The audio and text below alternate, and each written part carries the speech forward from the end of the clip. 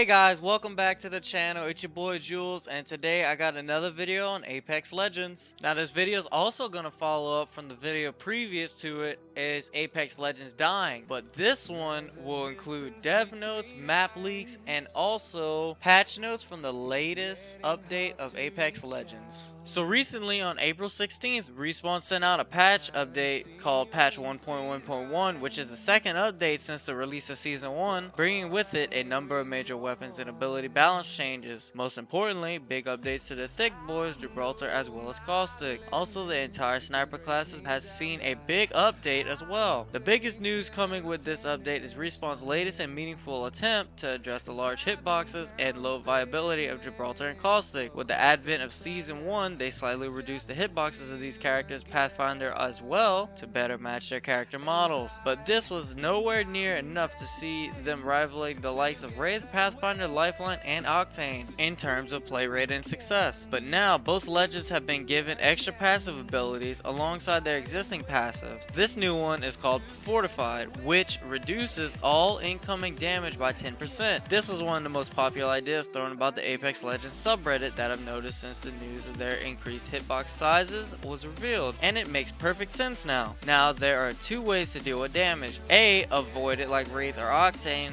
or you could absorb it like Gibraltar and Caustic are now able to do. In addition to this, Gibraltar's gun shield now absorbs 75 health before subsiding instead of 50, and Caustic's Nox gas starts at 4 damage per tick instead of 1. Both of these buffs are significant to key abilities in their characteristic skill sets. Time will tell if these changes are enough to cause long-lasting shifts in the Apex Legends meta for character selection, but it looks like a very strong step in the right direction so far. Next big item in the update came a big nerf to the two top tier weapons in the game, the fan favorite Wingman and the infinite spraying Spitfire. So to begin with, the Wingman, it appears that the February nerf it received alongside the Peacekeeper still wasn't enough in Respawn's eyes to being the gun in line with the rest of Apex Legends weapon arsenal. And so now they've drastically cut the magazine size of the gun from 6, 8, 9, and 12 to 4, 6, 8, and 10. That means you really need to hit your shots now with the Wingman.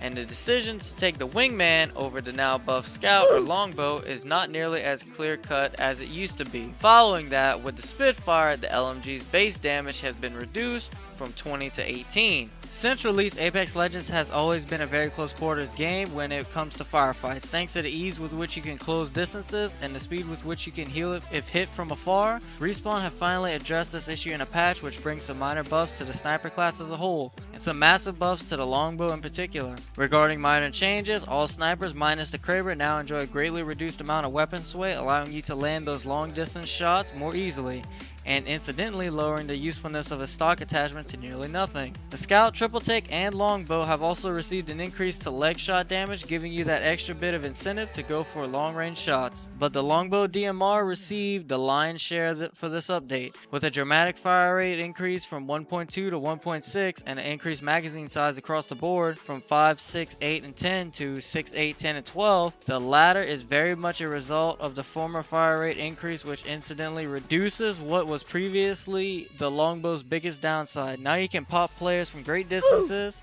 thanks to the general sniper class buffs above for 55 damage every 0.625 seconds. It's an excellent buff for a previously outclassed weapon, and we might finally start seeing longbows making their way to the final circle now. Good news for you sharpshooters out there, huh? Alright guys, on to the Havoc buff, but is it good enough? The last major weapon change relates to the Havoc, which has received a number of buffs, mostly concentrated on its unfortunately very underwhelming select fire receiver enabled single shot beam mode.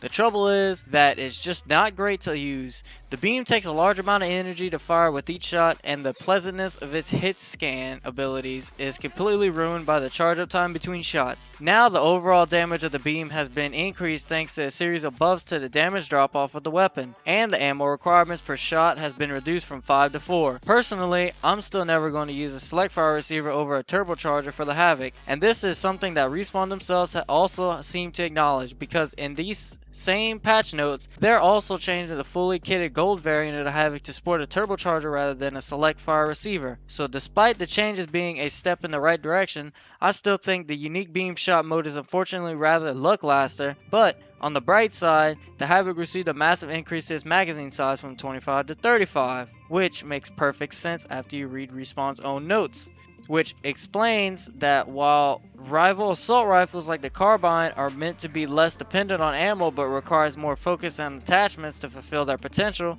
the Havoc is meant to require a great deal of energy ammo but in return gives you a great weapon without as much need for the attachments. Now, I don't quite agree with that because the high recoil of the Havoc and lack of barrel attachment slots to mitigate it is a huge downside with this weapon, and I'd never choose a Havoc over any other assault rifle unless I already have a turbocharger for it. But even so, those who liked the Havoc before are going to be very pleased with these new changes. Also, we have a Reddit post from one of the executive developers of Apex Legends. He goes out to state that the launch of Apex Legends exceeded their expectations would be a huge understatement. And guys, I'll have a link below leading to the Reddit post below.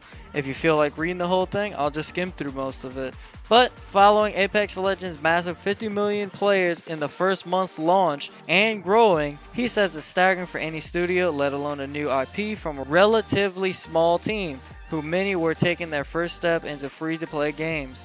He goes on to say that rapid growth is something amazing to get, and they are thrilled with the responses they received from launch. However, with the massive growth comes clear challenges, and they've hit a massive bump along the way, which includes missteps with their updates, not giving players enough visibility into future content, and properly setting expectations on how they plan to support Apex Legends. He has also added a list of things to attend to soon in the future. The first item for the developers to tend to is their slow server performance at the beginning of the match. You know, when you just dropped out of the ship and it feels delayed or slowed down, or them first couple of minutes where you're walking you feel weighted down and lagged out? Yeah, that's a problem with the server, or something with your internet connection. He talks about how it affects some data centers more than others, and it's happened on many different server configurations, and it doesn't seem to hit multiple service instances running on the same machine. In other words, it's not that a machine is overloaded and everything on it's running too slow, it's that one instance on the same machine seems to be doing more work than that of others, and the developers are trying to nail it down and figure out what works and what they can bring back to understand the root of the cause. Another problem they're facing, which I've talked about in my previous video, is audio issues. Now, my last couple of games I played, also this gameplay here, some of my audio has been cut out, and it's been mostly from grenades, shots, sometimes ultimates, other legends ultimates.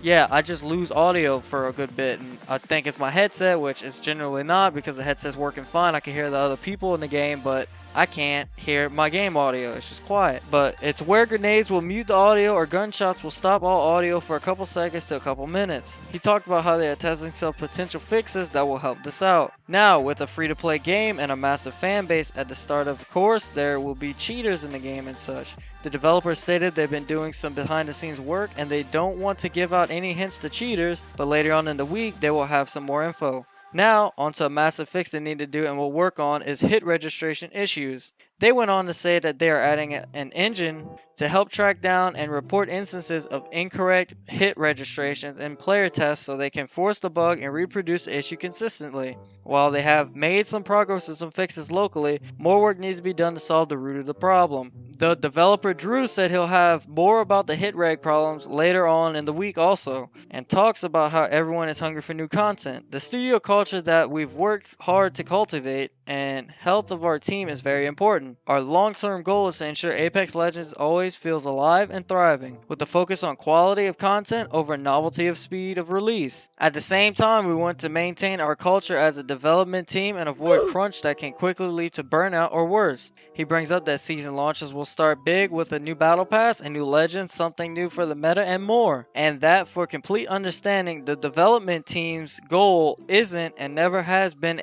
to patch or update content on a weekly basis, and how they believe strongly in the importance of large, meaningful changes to the game that have a lasting impact. So what he's saying is there isn't going to be a bunch of updates to fix small little things here and there like Fortnite does. Hopefully it's just not too long apart for updates so the community doesn't drop out. And the final thing he states in his Reddit post is how he plans to have the development team more open, or as in provide more visibility into the future of Apex Legends. Anyways, that'll be it for today's video, and if you guys enjoyed the video, feel free to drop a like, share it with your friends, and don't forget to subscribe to the channel for more gaming news and games in general. Catch y'all in the next one.